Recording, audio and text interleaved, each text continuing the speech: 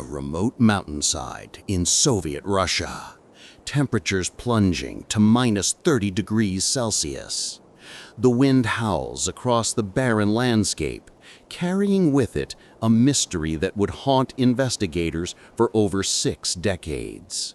9 experienced hikers set out on what should have been a routine winter expedition. None of them would return alive. What they left behind was a scene so bizarre, so inexplicable, that it would spawn countless theories ranging from military cover-ups to supernatural encounters. This is the story of the Dyatlov Pass Incident, one of the most enduring mysteries of the 20th century. Our story begins in late January 1959 at the Ural Polytechnic Institute in Sverdlovsk, now known as Yekaterinburg. Igor Dyatlov, a 23-year-old engineering student and experienced mountaineer, was organizing what he called a Category 3 expedition, the most difficult certification available in Soviet mountaineering at the time. Dyatlov had assembled a team of 9 other students and graduates, all experienced in long ski tours and mountain expeditions. There was Zenaida Kolmogorova, 22, one of 2 women on the expedition, known for her cheerful disposition and romantic feelings for Dyatlov. Ludmila Dubinina, 20, the youngest woman, worked as an engineer and was described as the most outspoken of the group.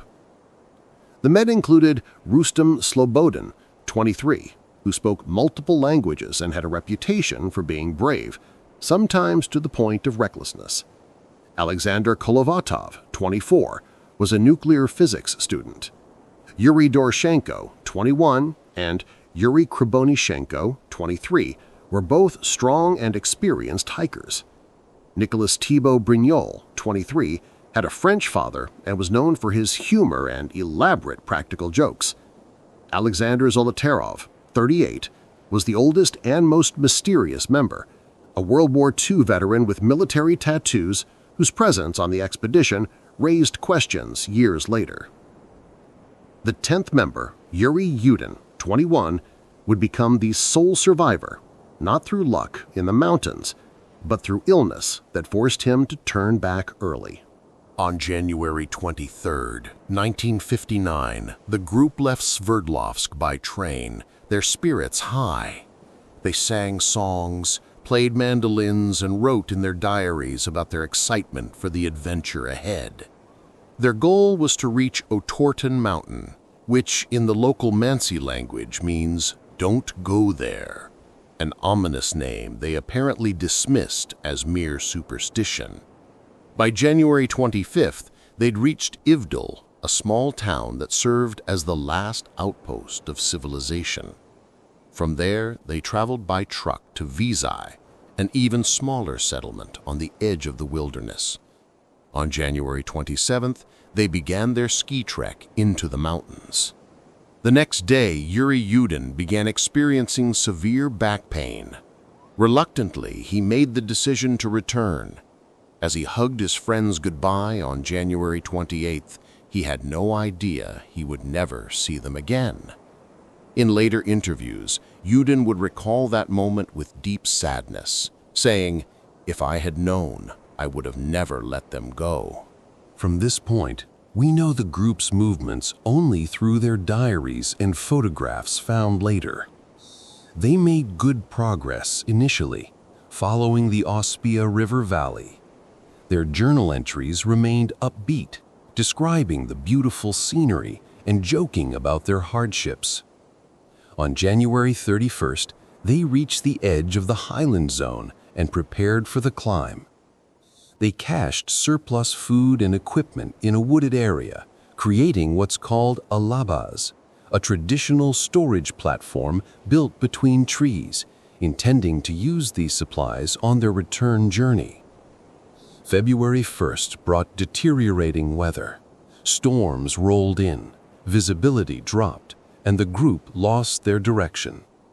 Instead of heading toward Otorten, they veered west, ending up on the slope of a mountain the Mansi people called Kolat Sak, Dead Mountain. Dyatlov made a puzzling decision. Rather than descending to the forest only a mile away where they could find shelter from the wind, he ordered the group to make camp on the exposed mountainside. The last diary entry, written by Dyatlov himself, simply stated, "It is difficult to imagine such a comfort somewhere on the ridge, with a piercing wind, hundreds of kilometers away from human settlements." When the group failed to send a telegram by February 12th as planned, relatives began to worry. Initially, no one panicked. Delays were common in such expeditions. But by February 20th, volunteer search parties were organized. On February 26th, searchers spotted the badly damaged tent on the slope of Hola Chaco. What they found defied explanation. The tent had been cut open from the inside with a knife. Most of the hikers' belongings, including warm clothing and shoes, remained inside. Footprints, some barefoot, some in socks, one in a single boot, led away from the tent down the slope toward the forest. The prints were well preserved in the snow and showed no signs of struggle or panic. They walked in a line, as if leaving in an organized manner. About 1,500 meters from the tent, under a large cedar tree, searchers found the first two bodies, Yuri Doroshenko and Yuri Krivonishenko. Both were barefoot and dressed only in underwear. The tree showed signs that someone had climbed it, with branches broken up to 5 meters high. Remnants of a small fire lay nearby. 3 more bodies were found between the cedar tree and the tent: Igor Dyatlov, Zinaida Kolmogorova, and Rustem Slobodin. Their positions suggested they had been trying to return to the tent when they died. The remaining 4 hikers weren't found until 2 months later, on May 4th, buried under 4 meters of snow in a ravine 75 meters from the cedar tree. These bodies told a different, more disturbing story. While the first 5 hikers appeared to have died from hypothermia, these 4 showed signs of severe trauma. Ludmila Dubinina had major chest fractures and was missing her tongue, eyes, part of her lips, and facial tissue. Alexander Zolotaryov also had major chest fractures. Nicolas Thibault Brignol's skull was fractured. The medical examiner stated the force required to cause such injuries was comparable to a car crash. Yet, mysteriously, there were no external wounds corresponding to these massive internal injuries. Even stranger, some of the clothing was found to be radioactive. Lev Ivanov, the lead investigator, reported seeing strange, bright flying spheres in the area during the investigation. Witnesses in the region had also reported unusual orange spheres in the sky around the time of the incident. The Soviet investigation concluded that the hikers died due to a compelling natural force. The case files were classified and locked away. The area was closed to hikers and expeditions for 3 years. This vague conclusion only fueled speculation. What kind of natural force could cause experienced hikers to cut their way out of their tent and flee into the freezing night without proper clothing? What could inflict such massive internal injuries without leaving external marks? Over the decades, numerous theories have emerged. The avalanche theory, perhaps the most conventional explanation, suggesting the group fled their tent fearing an avalanche, but the slope was only 15 degrees, too shallow for an avalanche, and no evidence of one was found. The katabatic wind theory. These are powerful, localized winds that can reach hurricane force. They might have damaged the tent and forced the group to flee, but this doesn't explain the strange injuries. Military testing. Some believe the Soviet military was testing weapons in the area, perhaps parachute mines or other classified devices. The radiation on some clothing and reports of strange lights support this theory. The presence of Zolotaryov, with his military background, adds to these suspicions. Infrasound. Some scientists suggest that wind patterns around Dead Mountain could create infrasound, low-frequency sound waves that can cause panic, disorientation, and irrational behavior in humans.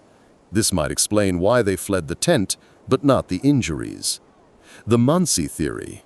Initially, local Mansi tribespeople were suspected, as the area was sacred to them. However, investigation showed no evidence of their involvement, and the injuries weren't consistent with any weapons. Yeti, or supernatural forces. While sensational, some pointed to a photograph from one of the cameras that seemed to show a large, dark figure. Most experts believe this was likely one of the hikers in poor lighting conditions.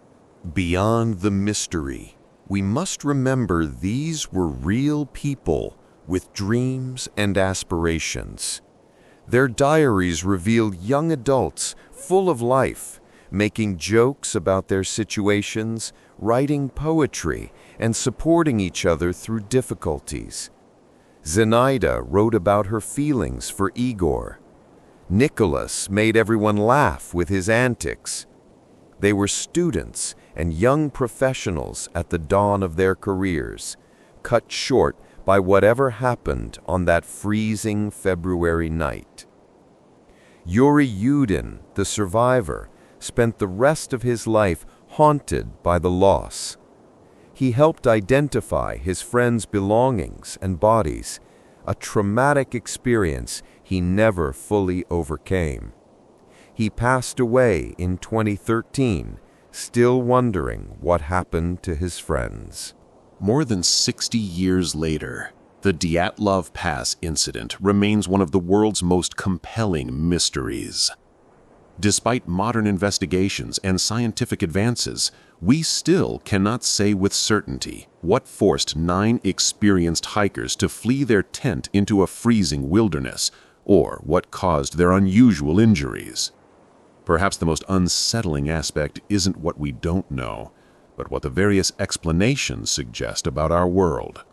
Whether it was a rare natural phenomenon, secret military testing, or something else entirely, the incident reminds us that even in our modern age, there are forces and events that can catch us completely unprepared. The Dyatlov Pass has become a mirror for our fears and fascinations, Cold War paranoia, the power of nature, the limits of human endurance, and our deep need to find answers even when they may not exist. As you sit comfortably watching this video, perhaps in a warm room far from any mountain, consider this. Igor Dyatlov and his team were experienced, prepared, and confident. They had mapped their route, packed appropriate supplies, and followed safety protocols. Yet something, whether natural or man-made, explicable or beyond our current understanding, overcame all their preparations in a single night. The mountain still stands, now bearing Dyatlov's name. Hikers still visit, though carefully. The tent platform remains visible, marked by a memorial plaque.